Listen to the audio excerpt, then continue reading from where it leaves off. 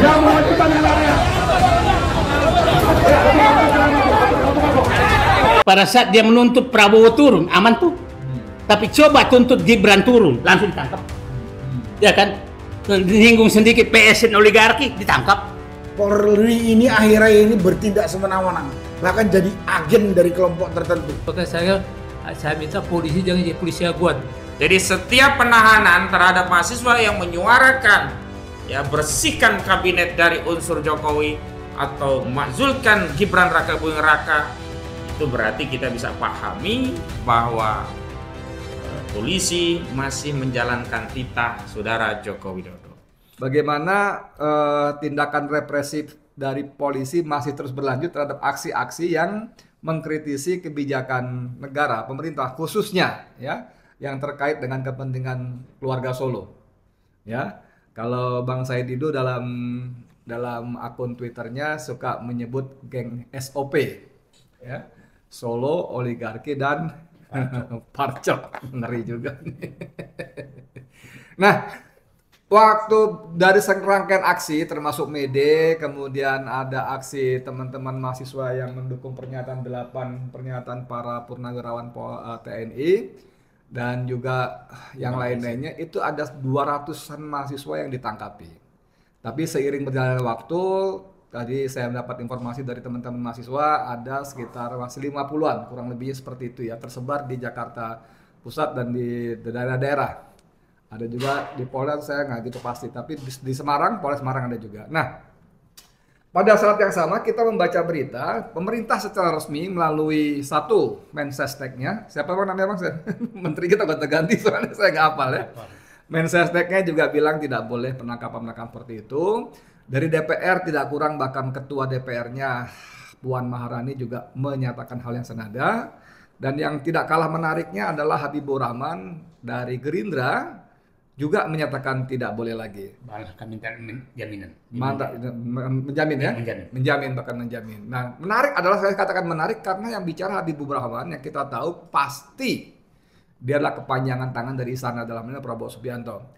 Tidak mungkin seorang anggota dewan berani ngomong soal-soal yang strategis seperti ini asal jeplak, orang Jawa bilang. Asal bunyi saja tanpa minimal restu atau bahkan perintah dari istana, dalam ini Prabowo Subianto. Nah, saya ingin para senior kita, jago-jagoan kita ini memberikan, pertama, kita ingin tunjukkan kepada teman-teman mahasiswa bahwa mereka tidak sendiri, bahwa setiap pejuang harus saling dukung, dan kita tetap mendukung perjuangan para mahasiswa.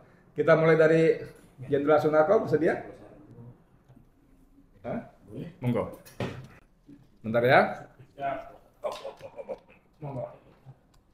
Silakan. Assalamualaikum warahmatullahi wabarakatuh. Bapak-bapak, ibu-ibu, saudara sebangsa dan setanah air yang saya hormati, saya muliakan, dan bapak-bapak yang hadir di ruangan ini. Seperti tadi yang telah disampaikan oleh Mas Edi Mulyadi, sampai beberapa saat ini banyak mahasiswa ditangkap oleh aparat kepolisian. Dan tadi disampaikan bahwa masih ada 50-an ditahan oleh kepolisian. Dan kita tahu anak-anak mahasiswa ini unjuk rasa dalam rangka menyampaikan aspirasi, menyampaikan ya aspirasi atau kritik kepada pemerintah, dan itu hak semua warga negara. Dan beberapa pejabat negara tadi sudah menyampaikan bahwa itu salah dan harus dilepaskan oleh Polri. Tadi disampaikan ketua DPR RI Puan Maharani udah mengatakan lepaskan itu. Kemudian Mensesnek, ya, Pak Setio Hadi mengatakan lepaskan itu. Dan ini yang menarik, satu lagi dari tokoh Gerindra, kata Pak Edi Mulyadi, kalau ini orang yang namanya Habibur Rahman ngomong, berarti Presiden tahu. Nah, karena itu pada kesempatan ini saya ingin menyampaikan berapa hal. Satu, kepada polisi, tegakkanlah hukum dengan benar dan dengarkan suara masukan dari pejabat negara yang jangan budak dan jangan tidak punya malu. Jangan mau menang sendiri. Katanya Polri itu pengayom, pelindung masyarakat. Jadi pertama saya sampaikan kepada pihak kepolisian, jangan sewenang-wenang. Menyampaikan hak, menyampaikan kritik kepada pemerintah itu adalah hak semua warga negara. Kecuali mereka ini ada melakukan tindak kriminal. Itu yang saya katakan kepada Polri. Dan masyarakat sudah tahu Polri ini akhir-akhir ini bertindak sewenang-wenang. Bahkan jadi agen dari kelompok tertentu. Saya nggak usah sampaikan, jadi agen tertentu. Nah, itu pertama kepada Polri. Ini negeri kita punya dan ada ingat semboyan yang Anda sampaikan. Yang kedua, kepada pemerintah, pejabat pemerintah yang telah tadi menyampaikan. Jangan omong doang. Ketua DPR RI itu luar biasa powernya. Kalau ada salah satu pihak yang sewenang-wenang dan tidak menaati aturan harusnya dipanggil. Apalagi kalau yang tadi disampaikan Mas Edi ini, yang nyampaikan itu yang namanya Habibur Rahman, saya dengar tadi pasti Presiden tahu. Karena itu pada kesempatan ini saya menuntut kepada Presiden, kalau betul tahu jangan ngomong doang. Kalau betul tahu, kalau tidak ya Habibur Rahman yang harus bertanggung jawab dan jangan mau dilecehkan oleh aparat yang sewenang-wenang ini. Termasuk ada Mensesnek. Mensesnek ini kan pembantunya Presiden. Kalau Mensesnek sudah ngomong polisi jangan sewenang-wenang kemudian tidak dilakukan, ambillah tindakan. Ini menyangkut kewibawaan, menyangkut tanggung jawab, menyangkut harga diri pemerintah. Itu yang kedua. Yang ketiga, kepada anak-anak mahasiswa, lanjutkan perjuangan untuk menjaga negara kesatuan Republik Indonesia ini, untuk memberikan kritik, masukan kepada pemerintah yang berjalan tidak pada relnya. Kami yang ada di luar ini mendukung. Kami yang tua-tua ini, namanya aktivis, namanya pemerhati, namanya rakyat, respect dan mendukung perjuangan anak-anak mahasiswa. Itu anak-anak saya juga. Itulah yang bisa saya sampaikan pada kesempatan ini, Pak Edi. Terima kasih. Wassalamualaikum warahmatullahi wabarakatuh. Terima kasih pada Mayor Jenderal Sunarko, mantan Komandan Jenderal Kopassus. Ya, saya mau langsung ke sebelah saya. Ini paling senior di antara kita. Saya ulang-ulang, usianya baru 28 tahun. Ya, Mayor Jenderal Samsul Jalal. Beliau pernah menjadi Komandan Puspom ABRI ya, bukan TNI ya. Jadi waktu itu TNI dan Polri masih satu induk ya, belum disapi. Pak Samsul, ini saya mau minta beliau bicara selain sebagai seorang purnawirawan yang terus istiqomah dalam perjuangan amar ma'ruf nahi munkar, juga beliau pernah menjadi Jamintel, Jaksa Agung Muda Bidang Intelijen, dan saat ini buka kantor law firm. Artinya paham juga soal hukum. Bagaimana Pak Samsul melihatnya? Penangkapan-penangkapan seperti ini yang padahal bahkan pemerintah, partai penguasa pun Gerindra sudah pasang badan ya kalau dia mau memberikan jaminan ya. Tapi tetap belum ada tanda-tanda pembebasan. Silakan. Terima kasih. Assalamualaikum warahmatullahi wabarakatuh. Ini saya bergabung dengan pentolan-pentolan ini. Ini pejuang-pejuang. Walaupun sudah umur juga tetap berjuang. Semangat. Ya.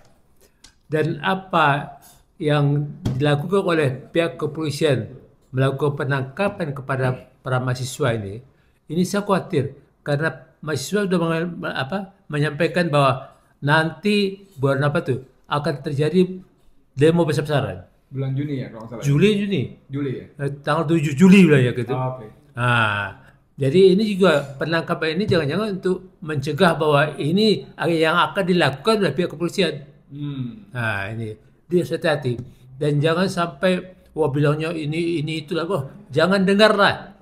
Sekarang polisi pokoknya bukan apa-apa. Kita khawatir ini adalah memang sengaja dilakukan. apakah kriminalisasi? Iya. Wah, walau alam lah. Soalnya sebagai penting itu apa yang disampaikan oleh Pak Narko tadi begitu juga.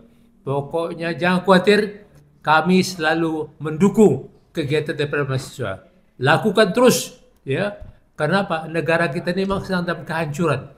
Kenapa? Kita takut bahwa ini yang kita jajah lagi. Ya seperti Aguan itu kan negara dalam negara gitu kan. Nah, jadi makanya saya minta polisi jangan jadi polisi Aguan. Iya. Iya, ini kawan-kawan saya tadi yang lain juga ini bukan apa-apa. Kita tidak membenci siapapun juga. Yang kita bencikan itu kan Aguannya ini kan. Nah, yang lain-lain enggak. Sahabat-sahabat saya juga banyak kawan-kawan saya dari golongan etnis Tionghoa kan. Tapi kita bersahabat terus, tetap jaga persahabatan kita nih. Dan kami juga tetap silaturahim itu kami jaga. Karena silaturahim ini memperpanjang umur.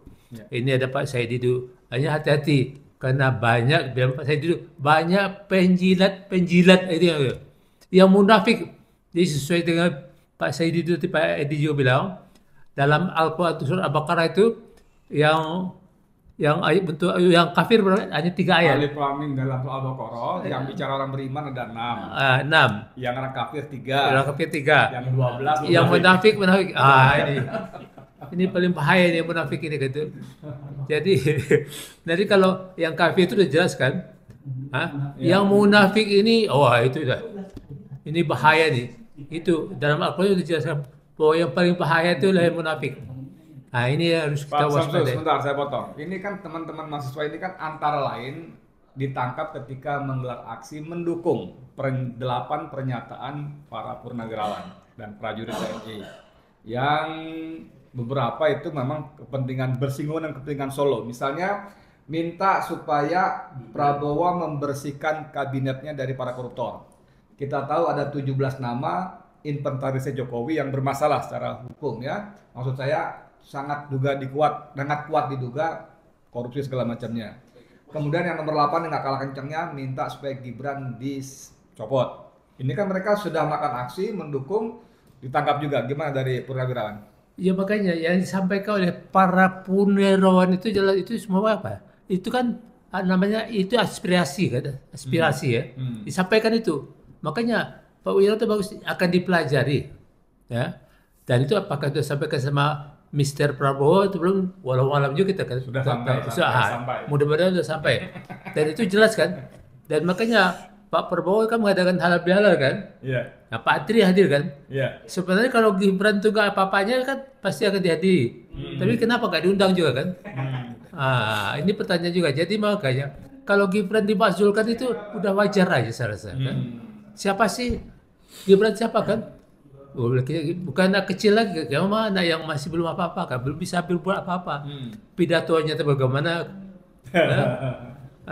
Dan kumpul dengan para menteri juga nggak jelas gitu kan? Jadi itu aja. Oke. Terima kasih. Waalaikumsalam warahmatullahi wabarakatuh. Waalaikumsalam warahmatullahi wabarakatuh. Teman-teman sekalian, sebelum ke Bang Said Didu, saya minta pendapat dari pengacara Ahmad Husainuddin dari pandangan hukum. Tapi kalau nanti beliau mau kasih pandangan lain boleh juga. Saya mau sedikit kulik. Saya orang yang pernah ditahan. Ya, dari segala macam proses, dari mulai penangkapan, penahanan, 20 hari segala macam.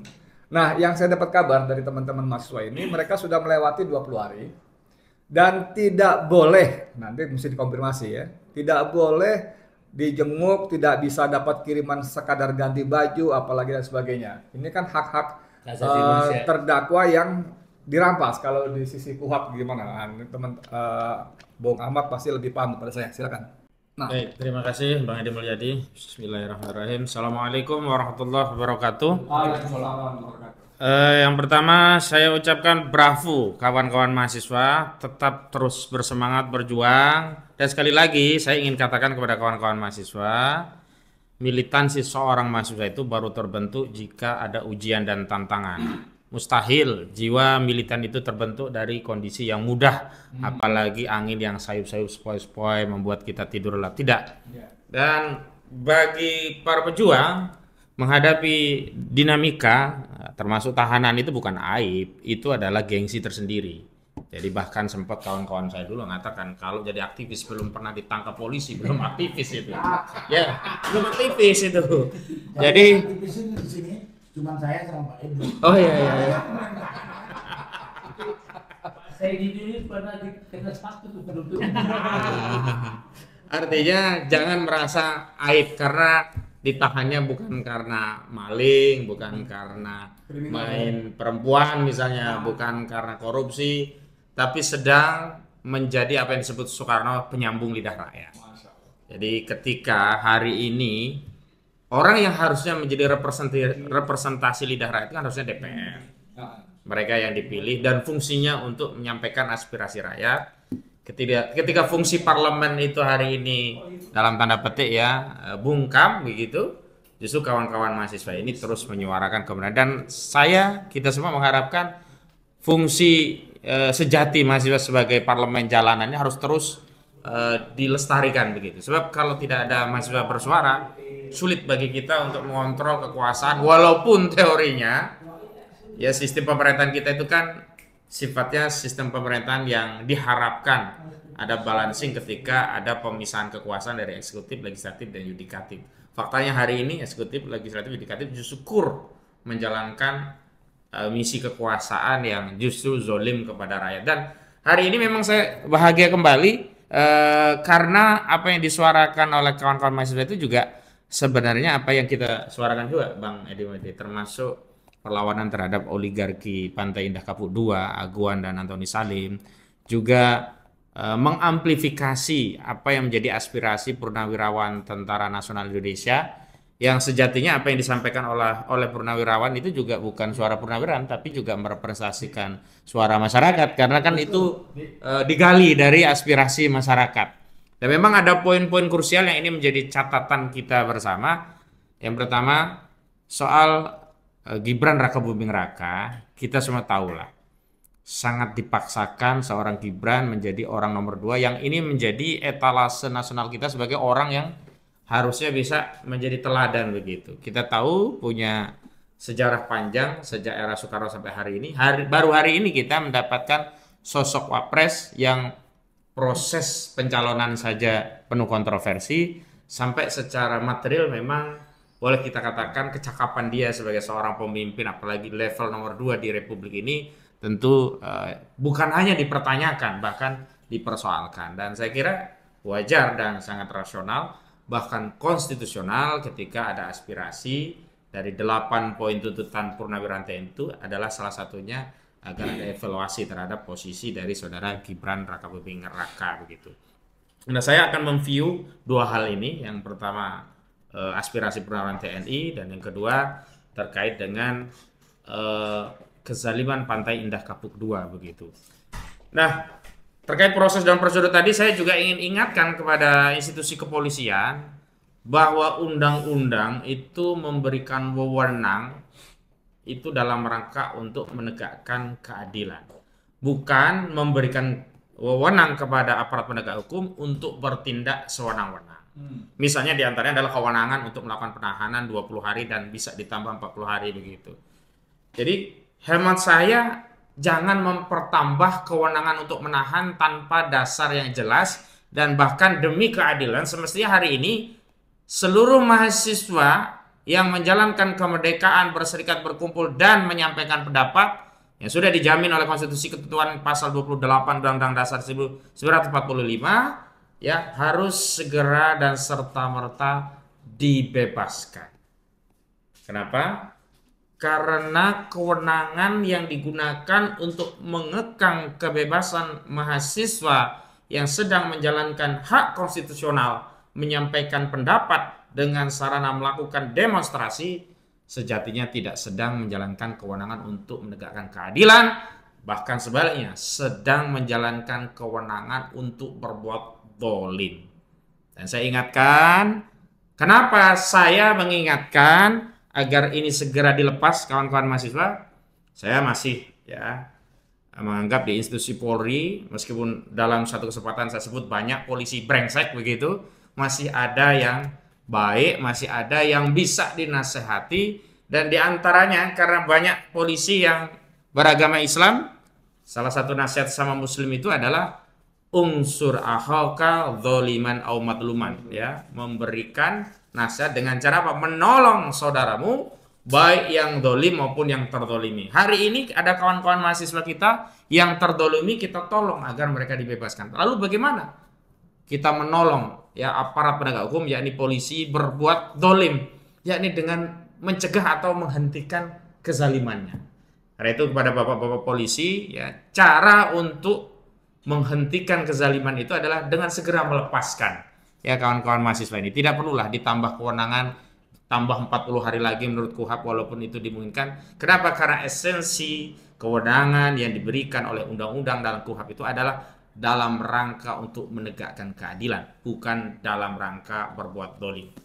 Yang kedua, mohon maaf, saya harus menyampaikan bahwa publik akan paham motif dibalik penahanan itu tidak lain justru bisa dipahami sebagai cara polisi untuk melayani kepentingan saudara Joko Widodo. Wah, masuk di barangnya. Ya, kenapa? Karena kawan-kawan mahasiswa ini memang menyuarakan dukungan kepada Purnawirawan TNI yang salah satu klausulnya ada dua yang paling penting. Yang satu adalah meminta pemakzulan saudara Gibran Rakabuming Raka yang tidak lain adalah anak dari saudara Joko Widodo.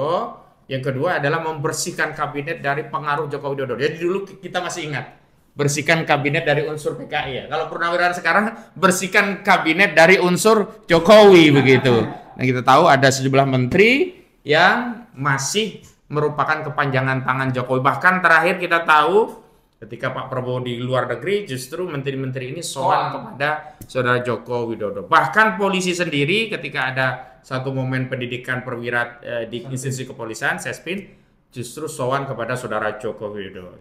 Jadi ini justru mengkonfirmasi bahwa alat negara hari ini sudah berubah menjadi alat kekuasaan, bahkan alat kekuasaan orang yang sudah tidak berkuasa.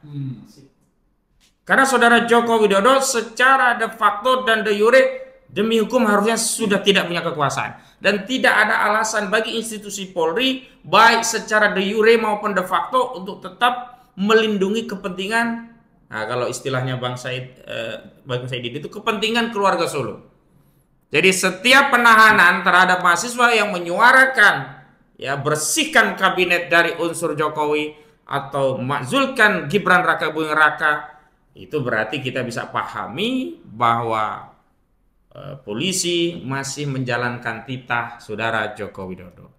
Selanjutnya saya juga ingin tegaskan bahwa kawan-kawan mahasiswa tidak perlu khawatir, tidak perlu juga takut gentar. Justru di sini adalah cara terbaik untuk menunjukkan eksistensi ya perjuangan kawan-kawan mahasiswa yang beberapa waktu ini memang sempat ada yang mempertanyakan kemana kawan-kawan mahasiswa kok nggak hadir, kemana kawan mahasiswa kok nggak bersuara, kemana kawan-kawan mahasiswa kok tidak semilitan 1997, kemana kawan-kawan mahasiswa kok tidak ada lagi yang seperti dulu yang siap ya bukan hanya menyerahkan suaranya bahkan nyawa pun siap dikorbankan untuk rakyat. Ini adalah waktu yang tepat bagi kawan-kawan mahasiswa untuk menunjukkan jati diri dan eksistensinya bahwa kawan-kawan mahasiswa hari ini ada dan terus bersama-sama rakyat dan tetap setia menjadi penyambung lidah rakyat. Sehingga kalaupun ya kawan-kawan yang lain masih ada yang belum dikeluarkan, sebagian sudah. Saya kemarin waktu di Polda Metro Jaya, Bang, saya lihat sebagian kawan-kawan Trisakti memang sudah dikeluarkan, tapi sebagian lagi masih ada yang ditahan di bagian Reskrimum ya Polda Metro Jaya. Karena kebetulan saya mendampingi Rismon Sianipar kemarin. Jadi sekali lagi tidak boleh tindakan-tindakan represif ini membuat nyali kawan-kawan mahasiswa ciut. Tapi sebaliknya tidak boleh juga tindakan represif ini membuat mahasiswa mencari jalan keselamatan bagi dirinya, misalnya dengan bernegosiasi dengan kekuasaan dan melepaskan idealisme. Karena apa? Sekali lagi, jika itu yang diambil maka sejatinya mahasiswa tidak saja merusak masa depannya, tapi juga merusak masa depan bangsa Indonesia. Dan terakhir yang paling penting menurut saya adalah bahwa hari ini kita tegaskan bahwa presiden yang berkuasa adalah Prabowo Subianto. Sehingga tidak boleh ada anasir kekuasaan yang menguasai alat negara termasuk institusi kepolisian yang tidak di bawah kendali presiden. Negara kita adalah negara presidensial, bukan republik parlementer. Tidak boleh ada celah sedikit pun ruang bagi saudara Joko Widodo mengambil peran sebagai Perdana Menteri, tidak boleh. Presiden bertanggung jawab atas simbol negara sebagai kepala negara, termasuk menjalankan pemerintahan. De facto dan de jure tidak boleh ada entitas lain yang mengambil peran kekuasaan kecuali presiden. Itu saja yang penting untuk saya sampaikan, dan yang paling penting kepada orang tua mahasiswa, bapak-bapak, ibu orang tua sekalian, jangan juga merasa khawatir dengan putra-putranya. Putra-putra, ibu bapak sekalian itu sedang berjuang.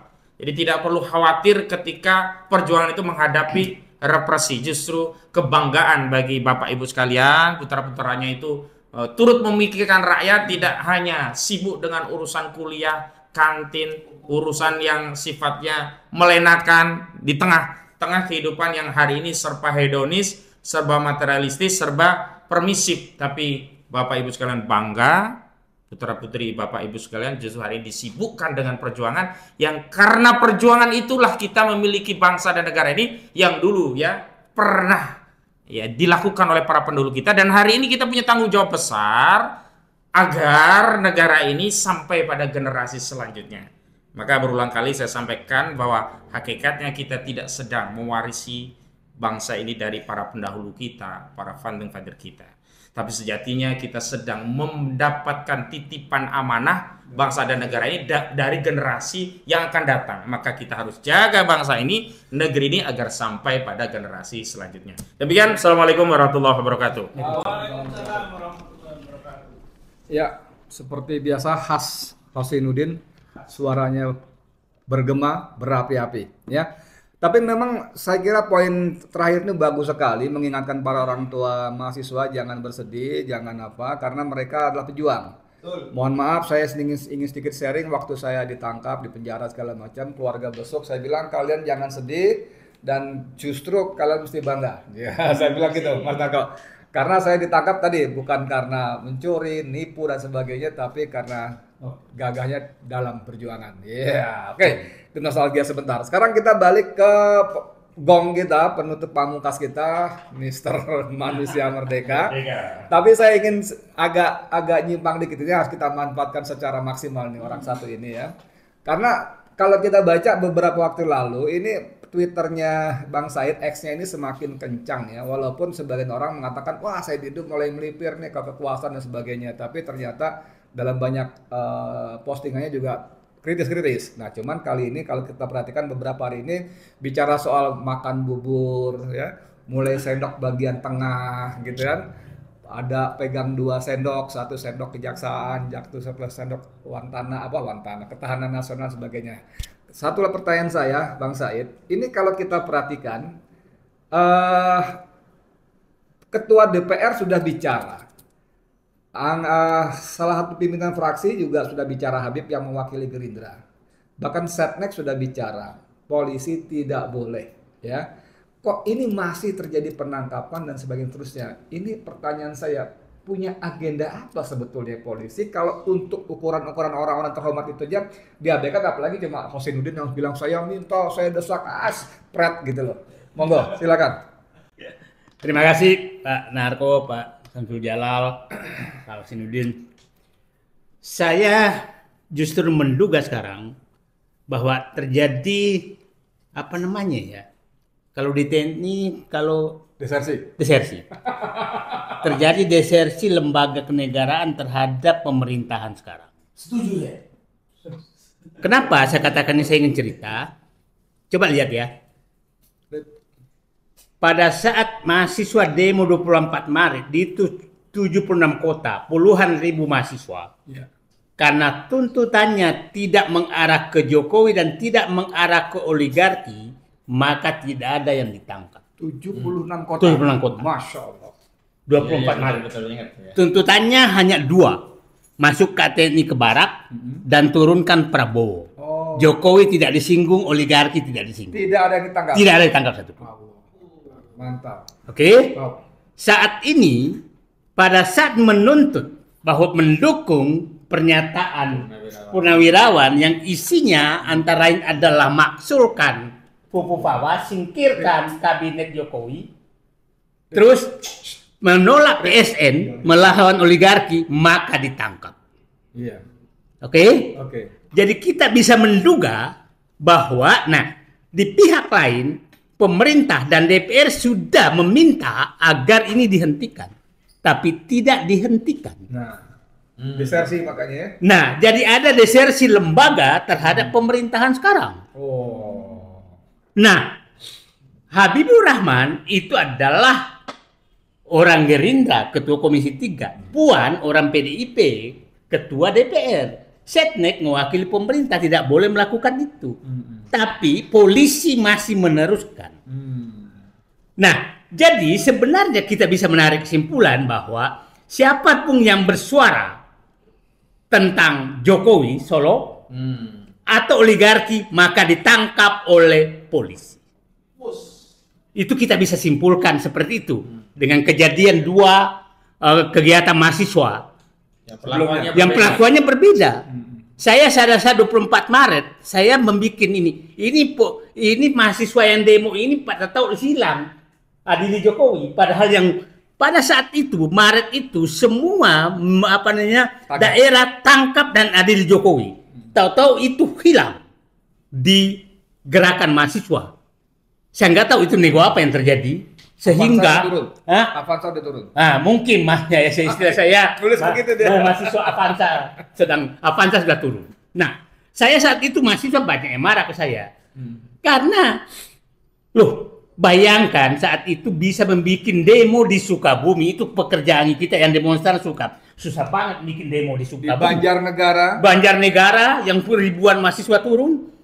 Nah, ini mahasiswa pada saat mulai menyuarakan melawan oligarki dan menyinggung Solo langsung ditangkap. Artinya kita bisa mengambil kesimpulan dong bahwa polisi di bawah kendali dua ya, jadi kalau Mas Edi tadi menyatakan geng SOP Solo oligarki pacok, ini fakta bisa dinyatakan fakta bahwa memang itu masih menyatu. Sehingga siapapun menyuarakan tentang Solo, mengkritik tentang Solo, mengkritik tentang oligarki, maka siap-siap ditangkap. Nah, itu kira-kira tidak bisa dibantah, karena itu faktanya dua demo yang sangat besar. Demo yang ini kan kecil, hanya beberapa kota. Demo sangat besar, 76 kota, puluhan ribu mahasiswa, bakar-bakaran di Malang. Tidak ada yang ditangkap. Tidak ada yang ditangkap, karena tidak sama sekali menyinggung tentang Solo dan oligarki. Oke, jadi saya menyatakan kepada lembaga yang desersi terhadap pemerintah ini, Prabowo harus mengambil tindakan yang sangat tegas karena sudah membahayakan negara dan rakyat. Itu menurut saya sudah sangat membahayakan. Coba pada saat mereka menuntut TNI masuk barak, aman tuh. Pada saat dia menuntut Prabowo turun, aman tuh. Tapi coba tuntut Gibran turun, langsung ditangkap. Ya kan? Menyinggung sedikit PSN oligarki, ditangkap. Kan kira-kira itu fakta, nggak bisa kita inikan. Dan ini menyambung Bung Edi tadi, saya menduga ini ada kaitan dengan langkah Prabowo sekarang memakan bubur panas Solo. Bagian tengahnya. Bubur panas. Nah, saya kan sering dulu katakan, Pak Prabowo sedang memakan 3 bubur panas.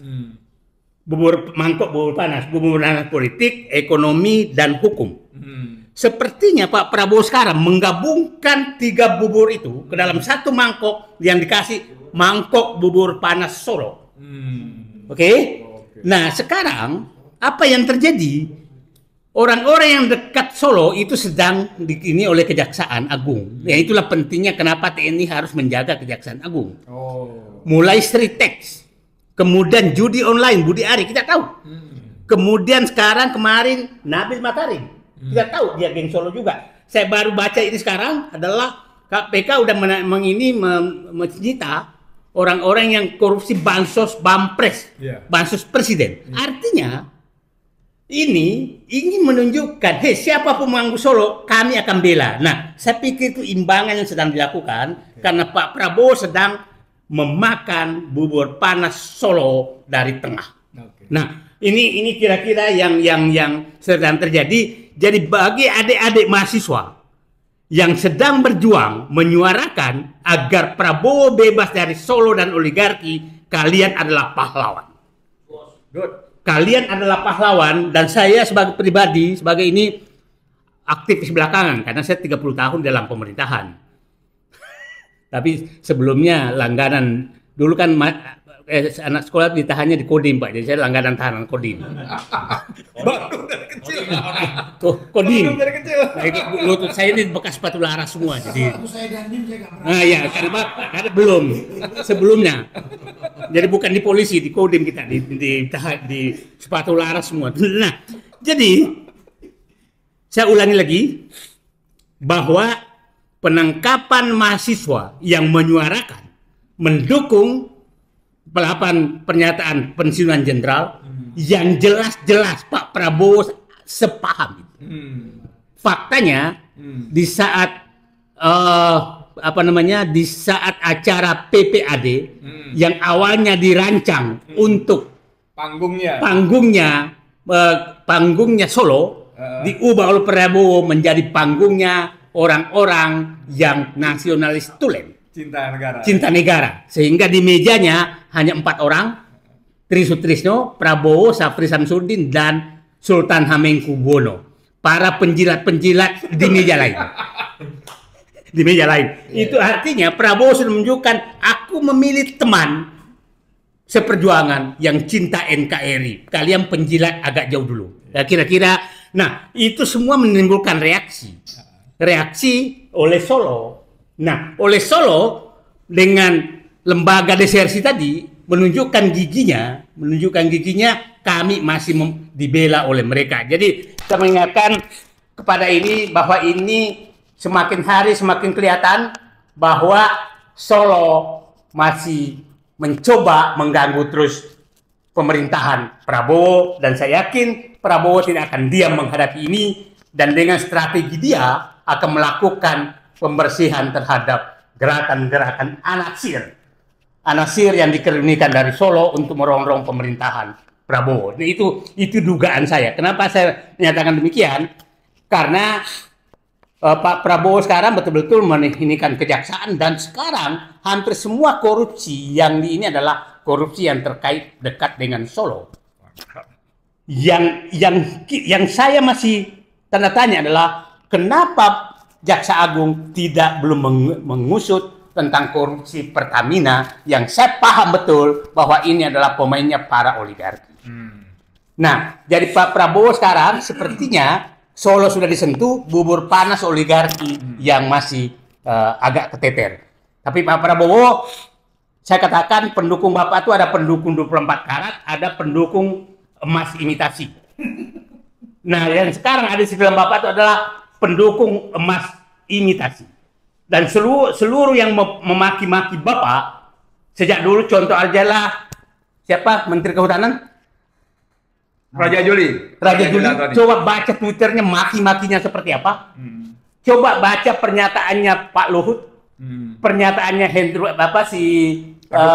Agung Gumelar, pernyataannya yang lain-lain. Sementara pendukung 24 karatnya Pak Narko, Pak Samsul Jalal, Pak Soeharto itu seakan-akan, dan mereka semua dikasih karpet merah. Jadi juru maki yang jadi pejabat, yang pendukung 24 karat adalah seakan-akan disingkirkan. Nah, saya pikir Prabowo akan simbol bahwa dia sudah kembali adalah pada saat pertemuan PPAD yang lebih condong bersatu meja dengan orang yang mencintai NKRI daripada hanya juru penjilat setiap presiden. Itu saya berharap Prabowo melanjutkan itu dan bersihkan segera lembaga yang melakukan desersi terhadap pemerintahan. Oke, terima kasih. Assalamualaikum warahmatullahi wabarakatuh. Waalaikumsalam warahmatullahi wabarakatuh. Jadi teman-teman sekalian, ini gongnya memang pamungkasnya mantap betul ya, dan tanpa tedeng aling-aling khas seorang Said Didu. Saya tidak ingin ngomong suku ya, kebetulan dia orang Bugis ya. Mungkin yang lain gitu juga, tapi saya nggak ngomong suku, saya ngomong Said Didu ya. Kok tedeng aling-aling. Bang, ini saya mencoba ingetin aja, kenapa belum juga ngurus Pertamina, baik Pertamina yang yang baru-baru ini, oplosan BBM, dan juga Pertamina pengakuan Karen Agustiawan kemarin, itu kan dia dalam persidangan ngaku bahwa itu perintah presiden. Wah, Solo lagi tuh ya. Oke, nanti kita tagih Pak. Kalau Jaksa Agung ST Burhanuddinnya pelihara kita tagih jam khususnya aja kalau gitu. Oke teman-teman sekalian, sore ini kita serasa agak mengembang walaupun awalnya kita bicara dukungan kepada teman-teman mahasiswa yang luar biasa. Saya kutip lagi kalimat dari Bung Hosinuddin, kalian pejuang jangan takut, terus orang-orang tua ini tetap membersamai kalian, yang paling penting Allah bersama kita semua. Saya Edi Mulyadi, Assalamualaikum warahmatullahi wabarakatuh. Waalaikumsalam warahmatullahi wabarakatuh.